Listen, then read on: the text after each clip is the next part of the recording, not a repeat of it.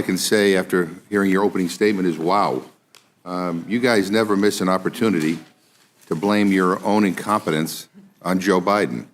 I mean, you blame Joe Biden for everything. I'm surprised you didn't blame him for the earthquake. It is unbelievable to me that it has taken this long for this Republican majority to do their job. The incompetence and the indifference is stunning.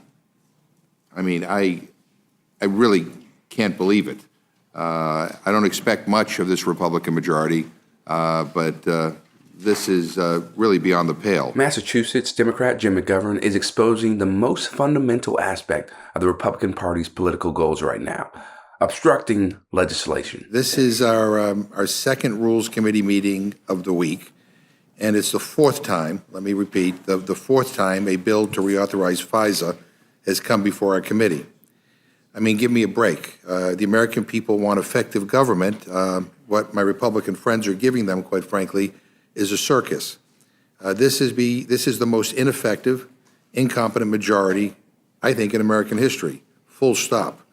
It has been nearly an entire year almost, since anything that we have done in the Rules Committee has gone to the President's desk. Republicans have tried and failed to pass their own rules 7 times this Congress. 7 times this House has been stuck at a standstill because of their infighting. Before this Congress, it had been 20 years since a rule failed. It's been 50 years, half a century, since we've seen this many rules go down. And Republicans have done it 7 times. 1 or 2, 3 times maybe, that's just incompetence. But 7? 7 is a disaster. 7 is paralysis. It means weeks and weeks of sitting around doing nothing because Republicans can't get their house in order and do their job, and do the job that they were sent here to do. Now, I'm actually sure Mr. Roy was aware of the power they entrusted him with as manager of the rule. He could have offered an amendment to the rule on the floor to do whatever the hell he wanted to do, including rewrite the bill entirely, and it might have passed. The person they picked to send to the floor to represent their position, the Speaker's position, couldn't even be trusted to do it. No wonder we can't get anything done. I mean, this is crazy. I've never seen anything like this in my life. And here's some free advice. Find out if your manager supports the rule before you send him or her to the floor to manage the rule. So it would be funny if it weren't turning the world's greatest deliberative body into a circus. But they are. All they care about is silly censures, sham impeachments, and partisan brinkmanship. And this is not what the American people want. And come November, I believe there's going to be a reckoning around here. Anyone with 2 eyes and a brain can understand what's going on. Republicans cannot govern. Regardless of McGovern's individual politics and how he votes, it's undeniable that he knows exactly what he's talking about when it comes to the chaos of today's Republican Party. The reason why you see so much infighting within that party is because you have a set of politicians who are following Donald Trump's blueprint, and they want to carry out the MAGA movement and their mission, essentially.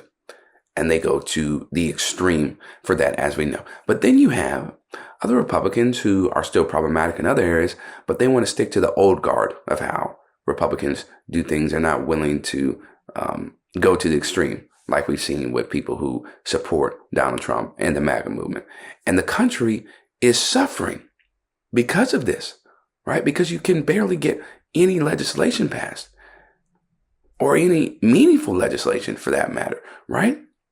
So that is a problem in itself. And it's a big one because it's not putting our country first and helping everyday Americans. But now let's hear from one of MAGA's finest, Chip Roy, about his perception of the party struggles. Fact of the matter is, nobody in real America gives 2 rats' rear ends about whether or not someone votes on a rule, manages a rule, goes down to the floor, and then votes on a rule.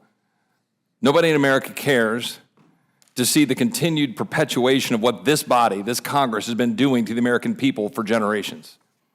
Racking up $34.5 trillion of debt, endangering the American people with wide open borders, and all of the stuff that this Congress has been doing endlessly. When the American people hear us talk about, procedures and what we're doing here on the floor, they don't care. What they want is for their civil liberties to be protected. And the fact is, the most American people don't care about those procedures. They want to see the result. So no apology. There's nothing written in the Bible, there's nothing written in the Constitution, there's nothing sacrosanct about how this place is supposed to operate, because what has been doing in this body for far too long is not working. It's just not. No matter who's in charge, no matter who's in the majority, because this isn't about shirts and skins. The American people are sick of shirts and skins. This is about questioning the regime in this town that wants to decide through the intelligence community that there's only one way to do this stuff and that you can't question it. So I'm not going to apologize at all for taking steps to guarantee that we have 2 years instead of 5 years to protect the civil liberties of Americans. Because it's not about shirts and skins, it's about the American people. Hearing someone like Chip Roy, who was furiously texting Mark Meadows for evidence of election fraud in Trump's favor in the days after the 2020 election, complaining about hyperpartisanship, is comically ironic and a perfect example of the MAGA mentality in action. I think the American people do care that this Congress seems incapable of getting anything done at all. As I said at my outset, nearly 10 months before this committee, which all consequential legislation goes through, has reported a bill to the floor that has actually become law. I mean, I don't know, maybe people send you here to do nothing, but my constituents sent me here to actually help solve problems and get things done. I'm not asking the gentleman for an apology. I mean, I don't know why the gentleman wanted to be on this committee if he's not going to try to help move legislation to the floor, but that's the decision that your leadership has made. But the gentleman can do whatever the heck he wants. I was just making an observation, and apparently I got under his skin. It's very clear the Republican Party wants to pass as little legislation as possible and be seen as the obstructionist party, especially when it comes to legislation that is going to deal with or going to impact their donors, corporations, even their own stock portfolios. Because at the end of the day, a lot of these Republicans are only concerned about themselves and those big-time donors who are going to help them with whatever they need, pull out all the favors and the stops to make sure they stay in those seats. They make sure they still hold that position in office. They're not concerned about the greater good of America or pushing, citizens forward who need help with health care or mental health and education. No.